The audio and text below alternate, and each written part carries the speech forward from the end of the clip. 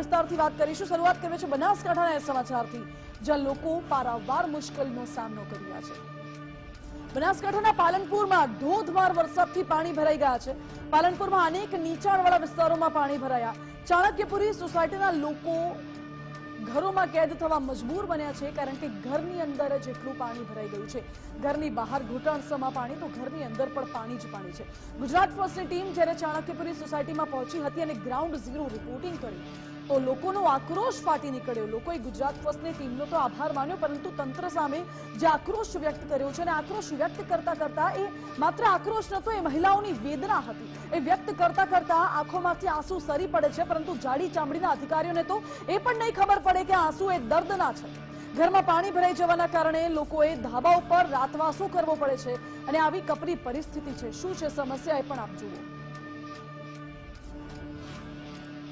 જે પ્રકારે પાલનપુરમાં ગત મોડી રાત્રે ધોધમાર વરસાદ વરસ્યો, જેના કારણે પાલનપુરના અનેક નીચાણવાળા વિસ્તારોમાં પાણી ભરાયા છે, ત્યારે આપ દ્રશ્યોમાં જોઈ શકો છો કે આ વિસ્તાર પાલનપુરમાં આવેલો ચાણક્યપુરી જે કહી શકાય કે વિસ્તાર છે ને, ચાણક્યપુરી સોસાયટીની અંદર ઢીંચણસમાં પાણી ભરાયા છે। જે રીતે આપ આ દ્રશ્યોમાં જોઈ શકો છો કે જે આ ઘર છે, ઘરની અંદર પણ ઢીંચણસમાં પાણી ભરાયા છે, જેના કારણે આ ઘરમાં જે લોકો રહેતા હતા તે રાત્રિના પોતાના ઘર ઉપર ધાબા ઉપર રહી રહ્યા છે। ઘરમાં નથી રહી શકતા, કારણ કે ઘરમાં ઢીંચણસમાં પાણી ભરાયા છે।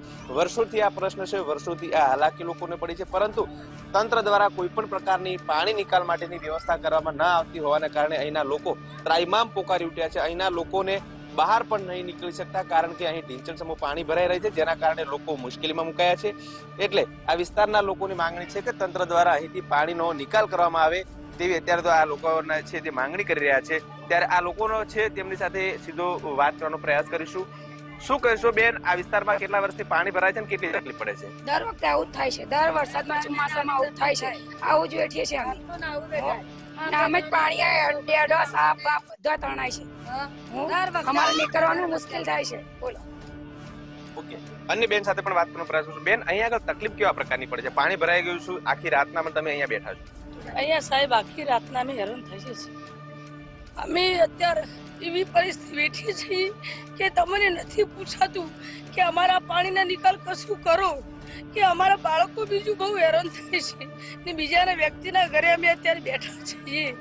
એટલે સાહેબ અમારું કશું નિકાલ કરો આ પાણીનો। અમે અત્યારે ખાવાની પરિસ્થિતિ બી અમારી નથી, એવી રીતના અમે જીવીએ છીએ। હા, એટલે સાહેબ તમે કશું નિકાલ કરો આ પાણીનો। અત્યારે અમારા ઘરના અંદર કોઈ 2 લાખ 3 લાખનું નુકસાન બી આવ્યું છે, કોઈ ઊંઘવાના ગોદડા બીજું કશું રહ્યું નથી। અમે રોડ ઉપર અત્યારે રોડ ઉપર બેઠા છીએ, ઓટલા ઉપર। એટલે અમારો કોઈ પાણીના નિકાલ તમે કશું કરો, કે તમે આવીને દેખો કે અમારા પાણીમાં પબ્લિક કેવી રીતના બાળકો બેઠા છે। એટલે તમે કોઈ બી પરિસ્થિતિ કલેક્ટર સાહેબને કે આટલું કરો, બીજું અમે કોઈ માગણી માનતા નથી। બસ એટલું કહીએ છીએ। સીધી રીતે આપ પણ જાણી શકો છો કે જે પ્રકારે તેઓ અત્યારે રડી રહ્યા છે, કારણ કે આખી રાતથી પોતે પાણીમાં બેઠા છે, નથી ખાવા મળતું, નથી પીવા મળતું। બેન, શું કહેશો? હજુ સુધી 8-9 વાગવા આવ્યા, પરંતુ હજુ સુધી તંત્ર દ્વારા કોઈ પાણીનો નિકાલ કરવામાં નથી આવતો, અને આપ સવારની હજુ સુધી ચા પણ નથી પીધી। સાહેબ, સવારનો જે ચા ની વાત નહીં, કોઈ આજુબાજુ વાળા રોટલી ચા પાણી હાલવા કેવી રીતના પાણી આગળ ભરાયેલું છે, એ વ્યક્તિ એમ કે તમે જાણ કરો સરકારને, આગળ કોઈ કલેક્ટરને, તમને બધું કરશે તમારા નિકાલ। અમે કેવી રીતના આવી અહીંયા પાણી ભરેલું છે, અહીંયા સાપ બીજું બધા પાણીના અંદર આવે છે, એટલે ડરતા માણસો અમને કશું હાલવા આવતા નથી। એટલે તમે અમારી આટલી પરિસ્થિતિ અમે કરો કશું પાણીનો નિકાલ સાહેબ, બીજું કશું અમે માંગતા નથી તમારા જોડે।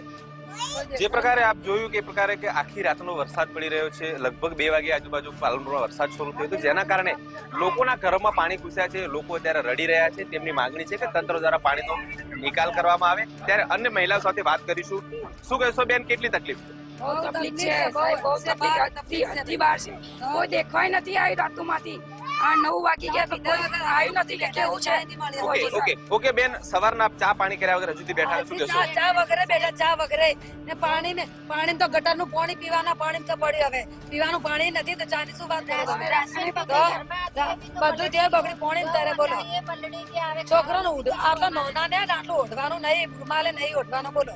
એ છોકરા તમે દેખો કેવી રીતે બેઠા, મારે ઓકે, તો જે પ્રકારે આપ જોઈએ એ પ્રકારે આ પાલનપુરનો ચાણક્યપુરી વિસ્તાર છે અને અહીં આગળ વર્ષોથી પાણી ભરાય છે, ત્યારે ગત મોડી રાત્રે જે પ્રકારે વરસાદ વરસ્યો ત્યારે લોકોના ઘરોમાં પાણી ઘૂસ્યા છે, લોકોને હજુ સુધી ખાવા પીવા નથી મળ્યું અને તંત્ર દ્વારા પાણીનો કોઈ નિકાલની વ્યવસ્થા પણ નથી કરવામાં આવી. ત્યારે અત્યારે આ વિસ્તારના લોકોની માંગણી છે કે તંત્ર દ્વારા પાણીની નિકાલ કરવામાં આવે.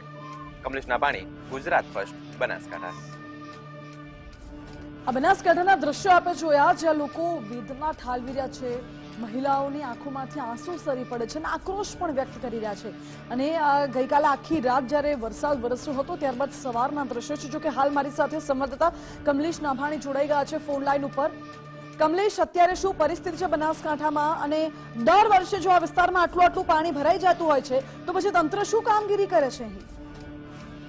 જી માનસી, બિલકુલ વાત કરવામાં આવે તો બનાસકાંઠા જિલ્લાનું મુખ્ય મથક કહી શકાય પાલનપુર. અને પાલનપુરની અંદર કહી શકાય કે જે આ લડબી નદી હતી, ગુજરાત ફર્સ્ટે આજથી 3 મહિના પહેલા લડબી નદી વિશે અહેવાલ પણ ચલાવ્યો હતો કે લડબી નદીમાં દબાણ થઈ જવાને કારણે અહીં આગળ સોસાયટીઓ બનાવી દીધી છે ને સોસાયટીઓના કારણે અહીં આગળ જે લડબીની નદીનું પાણી વહીને જતું હતું ને એ પાણી અત્યારે સોસાયટીઓમાં જઈ રહ્યું છે. એટલે કહી શકાય કે નગરપાલિકાની ઘોર બેદરકારી, તંત્રની બેદરકારી અને કોન્ટ્રાક્ટરોની મિલીભગતના કારણે અત્યારે આનો ભોગ જનતા બની રહી છે અને પાલનપુરની સોસાયટીઓમાં પાણી ભરી રહ્યા છે. જે રીતે આપણે જોઈએ પ્રમાણે આ જે ચાણક્યપુરી વિસ્તાર છે, ચાણક્યપુરી વિસ્તારમાં ગત મોડી રાતે જે પ્રકારે વરસાદ વરસ્યો એ તમામ જે પાણી હતું ચાણક્યપુરી સોસાયટીમાં ઘૂસ્યું અને ચાણક્યપુરી સોસાયટીના લોકો રાત્રિના 2 વાગ્યાના સવારના 10 વાગ્યા સુધી પોતાના ધાબા ઉપર રહ્યા, કારણ કે પોતાના ઘરોમાં પાણી ભરાઈ ગયું હતું.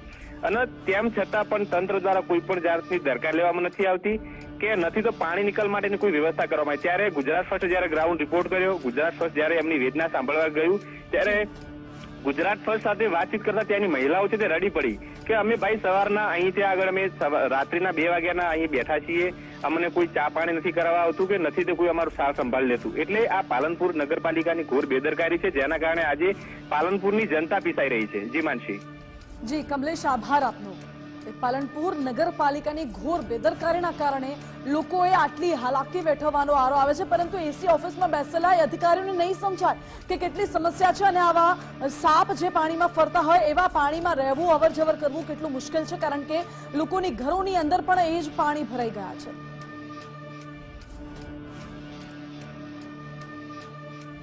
ગઈકાલે મોડી રાત્રે સમગ્ર બનાસકાંઠામાં જે ભારે વરસાદ વરસ્યો હતો ત્યારબાદ ઠેર ઠેરથી તારાજીના દ્રશ્યો પણ સામે આવી રહ્યા છે. એ પણ આપણે દેખાડવા છે જાણે કે કુદરત રૂઠી હોય કે મેઘરાજા અહીં રૂઠ્યા હોય તેવા દ્રશ્યો સર્જાયા છે. બનાસકાંઠામાં ડીસા અને પાલનપુરમાં સૌથી વધુ અસર થઈ છે ભારે વરસાદના કારણે. વણઝારાવાસમાં લોકોના ઘરોમાં પાણી ભરાઈ ગયા હતા, તમામ ઘરવખરી પલળી ગઈ હતી અને ત્યારબાદ નાઢાણીવાસથી આસેડાને જોડતો માર્ગ છે એ માર્ગ બંધ થઈ ગયું છે. બીજા દ્રશ્યો, અંડરપાસમાં પાણી ભરાઈ ગયા છે, માર્ગ બંધ થઈ ગયું છે, લોકોને હાલાકી પડી રહી છે. આવા પાણીમાંથી પસાર થવા લોકો મજબૂર બન્યા છે. જ્યારે નાનાજી દેશમુખ ગાર્ડનની દિવાલ ધરાશાયી થઈ હતી, જો કે આ તો સારી વાત હતી કે આસપાસ કોઈ હતું નહીં એટલા માટે મોટી જાનહાની ટળી છે, પરંતુ આ દિવાલ ધરાશાયી થઈ તેના દ્રશ્યો પણ સામે આવ્યા છે. જો કે વેડનચા ભાવિસણા વચ્ચેના જે કોઝવે છે ત્યાં પણ પાણી ભરાઈ ગયા. કોઝવે પરથી પાણી ફરી વળ્યા હતા, જેના કારણે લોકોને અવરજવર અહીંથી બંધ કરવી પડી અને લોકોને ભારે હાલાકીનો સામનો કરવાનો વારો આવે છે. ચાણક્યપુરી સોસાયટીના દ્રશ્યો હમણાં આપણે દેખાડ્યા કે જ્યાં ભારે વરસાદના કારણે લોકોના ઘરોમાં પાણી ભરાઈ ગયા અને આખી રાત ધાબા ઉપર રાતવાસો કરવા લોકો મજબૂર બન્યા હતા. બીજી બાજુ જે રસ્તાઓ પર પાણી ભરાઈ ગયા છે, લોકો મુશ્કેલી સહન કરી રહ્યા છે, રાહદારીઓ પરેશાન છે, તળાવ ઓવરફ્લો થયા છે, નાના મોટા જે તળાવો હતા તમામ તળાવ છલકાયા છે અને જળ સંચય માટે જે તળાવ બનાવવામાં આવ્યા હતા એ તળાવ ઓવરફ્લો થયા છે. બીજી બાજુ ભારે વરસાદને પગલે વીજળી પડી અને વીજળી પડતા જ એક આખું શેડ ધરાશાયી થઈ ગયું તેના દ્રશ્યો પણ સામે આવે છે. વીજળી પડતા નુકસાન સહન કરવાનો વારો આવ્યો છે.